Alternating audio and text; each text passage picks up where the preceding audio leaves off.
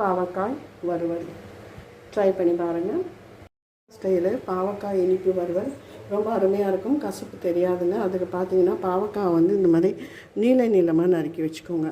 இந்த நறுக்கி வச்சுருக்கேன். இதோட மிளகா, கொஞ்சம் பல் பூண்டு, அப்புறம் வெங்காயம் பார்த்திங்கன்னா இதை வந்து நம்ம ஆவியில் வேக வச்சு எடுக்க போகிறோம்.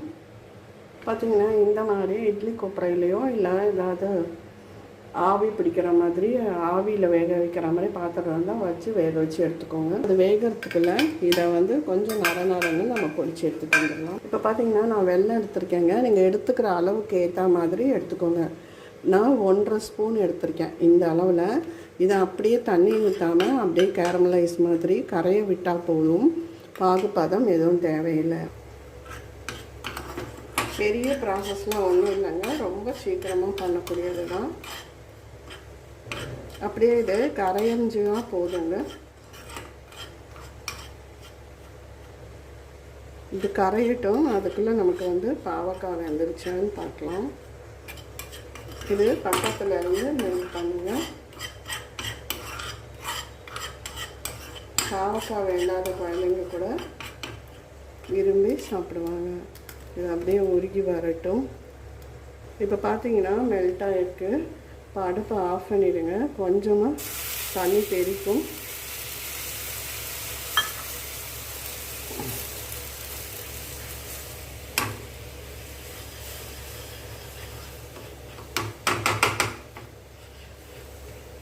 கட்டி எல்லாமே கரைஞ்சிடும். இப்போ இது இருக்கட்டும். இப்போ பார்த்தீங்கன்னா ஒரு கடாய் வச்சுருக்கேன். அதில் வெங்காயம் சேர்த்துருக்கேன். இப்போ நம்ம வேக வச்ச பாவக்காய்களையும் சேர்த்துக்கலாம்.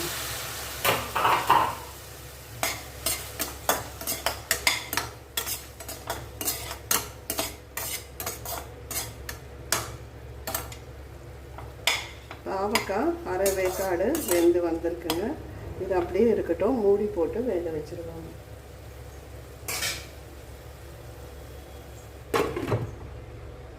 பாருங்க, பாவக்காவை இப்படி கட் பண்ணிங்கனாவே நல்லா வெந்து வந்திருக்கு.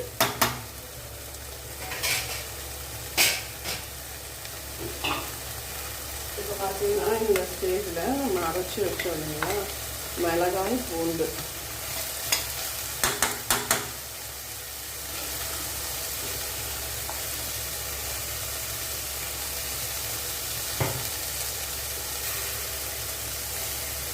தண்ணி எதுவும் சேர்க்க வேண்டாம்.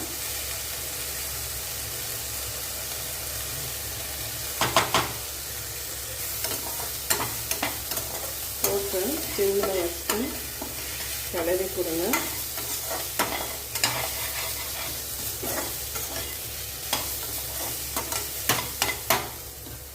கொஞ்சம் எண்ணெய் விட்டுக்கோங்க.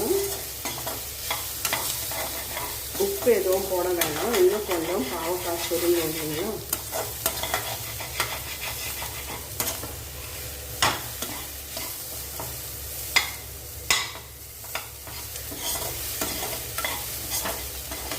நல்லா இப்படியே கொஞ்சம் நேரத்துக்கு வதக்கி கொடுத்துட்டுங்க.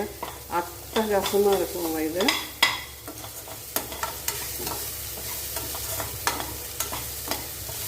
அந்த வெல்லம் வந்து நீங்கள் எடுத்துக்கிற பாவக்காய்க்கு ஏற்ற மாதிரி எடுத்துக்கோங்க.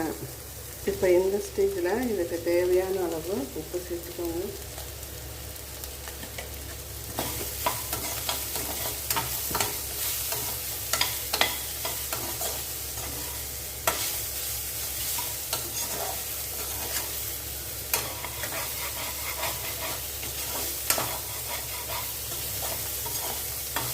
அந்த பூண்டு பச்சை வாடை போகிற அளவு நம்ம வதக்கி கொடுக்கணும். இது இப்படியே வதங்கட்டும், பார்க்கலாம்.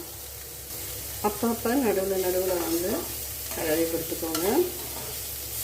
மீண்டும் இது சாப்பிட வைக்கும். அவ்வளோ அட்டகாசமாக இருக்கும். ரச சாதம், தயிர் சாதம், சாம்பார் சாதம் எல்லாத்துக்குமே ஏற்றுதுங்க. இப்போ வதங்கிடுச்சுங்க. இப்போ பார்த்தீங்கன்னா நம்ம கரைச்சி வச்ச இந்த வெல்லத்தை சேர்த்துக்கலாம்.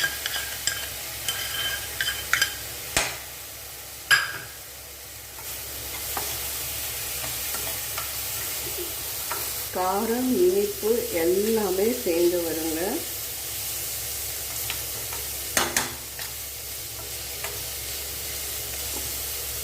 கொஞ்ச நேரம் இருக்கட்டும். அவ்வளோதாங்க. இந்த ஸ்டேஜில் இனிப்பு, உப்பு எல்லாத்தையுமே டெஸ்ட் பண்ணிக்கோங்க. இப்போது இது ரெடியாக எடுத்து எல்லாமே கரெக்டாக பர்ஃபெக்டாக இருக்கும். அவ்வளோதான், சூப்பரான ஒரு எம்மியான இனிப்பு பாவக்காய் வறுவல் ரெடி ஆகிடுது. கசப்பே சுத்தமாக இல்லைங்க, சுவையில் அட்டகாசமாக இருக்கும். சுட சுட சாதம் போட்டு புரட்டி சாப்பிட்டு பாருங்களேன், அமிர்தமாக இருக்கும். கண்டிப்பாக இந்த வீடியோ பிடிச்சிருந்தால் லைக் பண்ணுங்கள், ஷேர் பண்ணுங்கள், சப்ஸ்கிரைப் பண்ணுங்கள், கமெண்ட் பண்ணுங்கள். நன்றி, வணக்கம்.